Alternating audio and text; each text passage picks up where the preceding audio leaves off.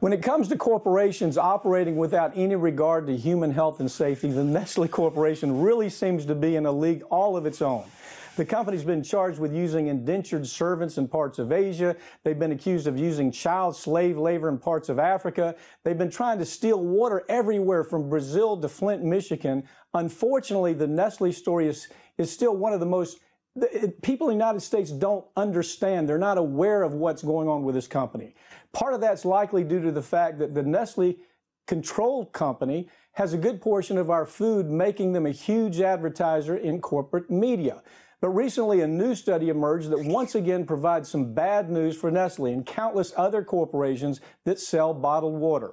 Researchers have found that most bottled waters contain huge numbers of particles called microplastics, with Nestle's Pure Life bottled water containing a staggering 10,000 microplastic particles per liter. There haven't been too many long-term studies about the dangers of microplastics in human bodies, but animal studies have shown that microplastics can cause reproductive problems, genetic disruption, and plastic poisoning. And researchers have little reason to believe that these problems wouldn't also occur in human beings if they ingest enough microplastics.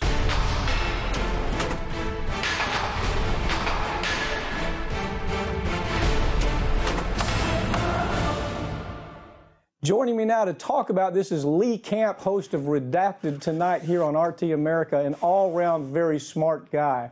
Lee, what is this new microplastic report contamination in Nestle's water? What does it tell us? This is a pretty ugly report if you take a close look at it. Yeah, Mike, thanks for having me on. I mean, I guess we shouldn't be surprised that these bottled waters that we've all been drinking for decades now are not really the best way to take your water in. Some of the plastics that are being found in these things are polypropylene, nylon, polyethylene terephthalate. I don't know about you, Mike, but when I look for a bottle of water, I'm really looking for a nice cold glass of polyethylene. Lee, after a hard maybe exercise, you run a mile, you say, gee, I really want some water. Yeah. You certainly don't want 10,000 particles of the plastics that you're describing right here. And Nestle Pure Life to me. Well, and Nestle Pure Life is one of the worst ones, and Pure Life, if you look into it, is just tap water. It's one of the biggest scams out of all of these bottled waters. They basically realize they can make a lot more money if they just use tap water than if they go off to some exotic lake somewhere. So I guess it shouldn't be a surprise that Nestle Pure Life, which what a Orwellian name that is one of the worst. Well, I mean, yeah, exactly. Picking the name, here's the point. Look, most people don't know much about Nestle to begin with, and there's a reason for it. As I just said, they're huge advertisers. They're in every aspect of our food. So the networks sure don't want to do any bad stories about Nestle. Take a look sometimes, see how often ABC, NBC, CBS do anything where they talk about Nestle being as corrupt as they actually are. You won't find it. Look, Nestle has had their hands in just about every kind of dispute imaginable with regards to water, especially in Flint, Michigan. Can you tell us what the company has been up to in Flint, of all places, where people are already in a disastrous kind of way where it comes to the quality of the water?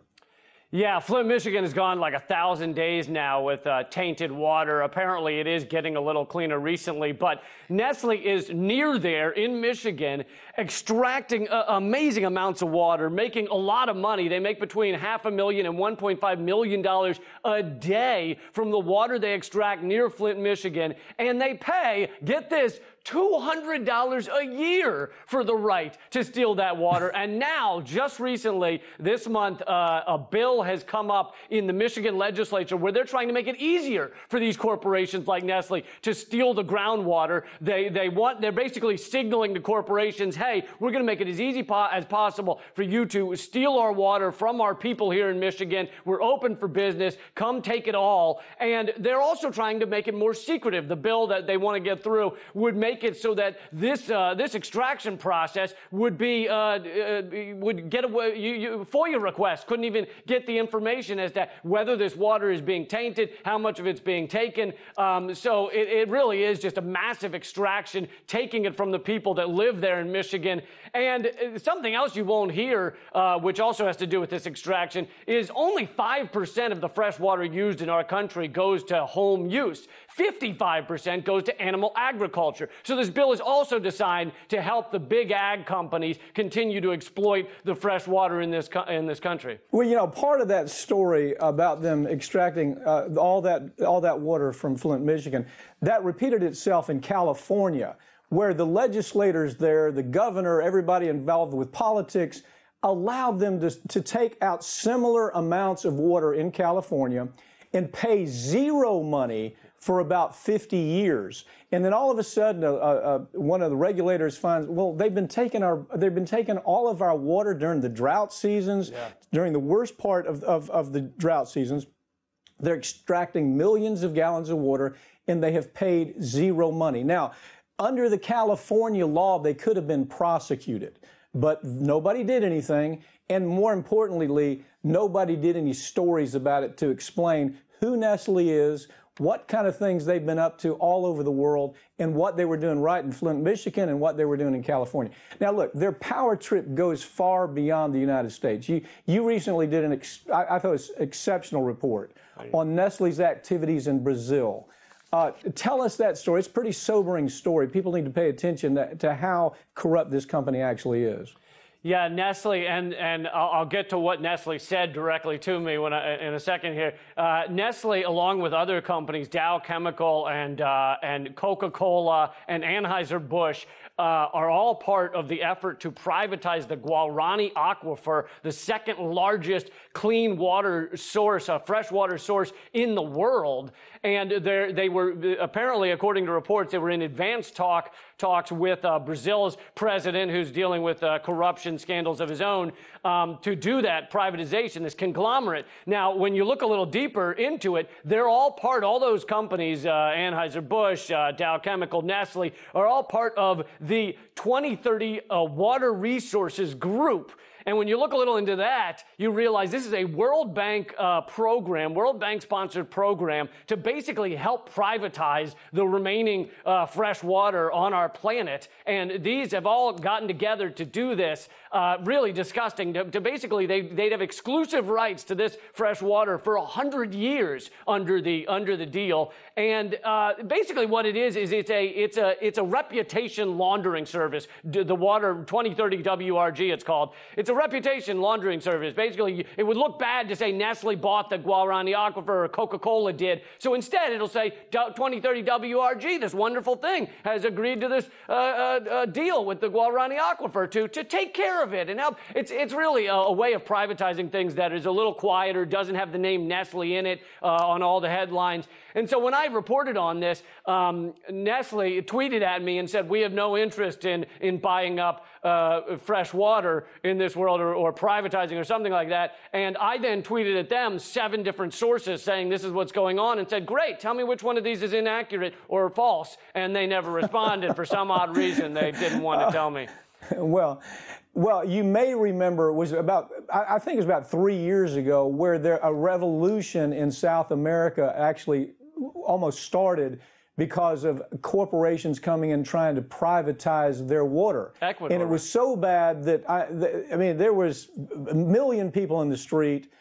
They were literally burning down the city around them because of this deal that had been done secretly. Nobody knew that these corporations were gaining control of the water. It was done behind closed doors. The American media didn't report it. The U.S. media, the foreign media didn't report it. And it was the same type of problem. Big corporations who have big political clout coming in and buying up water. That started years ago, so we know there's something to this, that when they control water, they control power.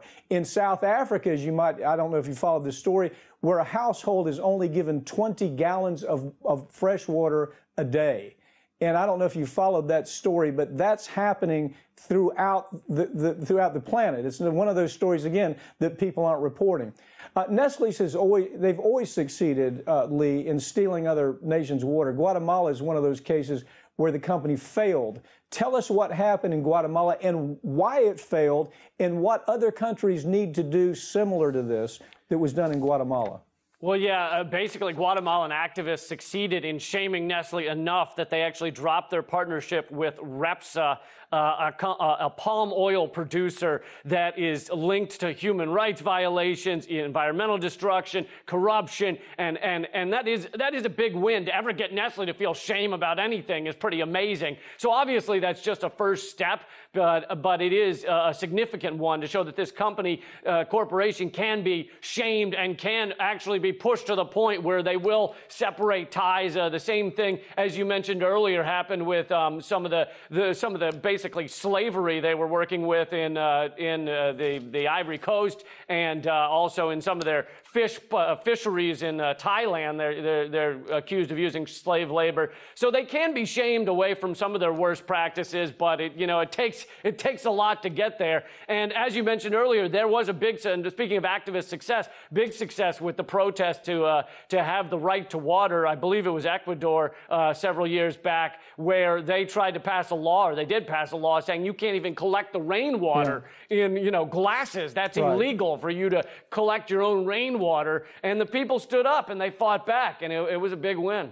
Yeah, if people don't see this coming, Lee, again, one thing we know is that the media is not going to report it because Nestle is such a huge advertiser.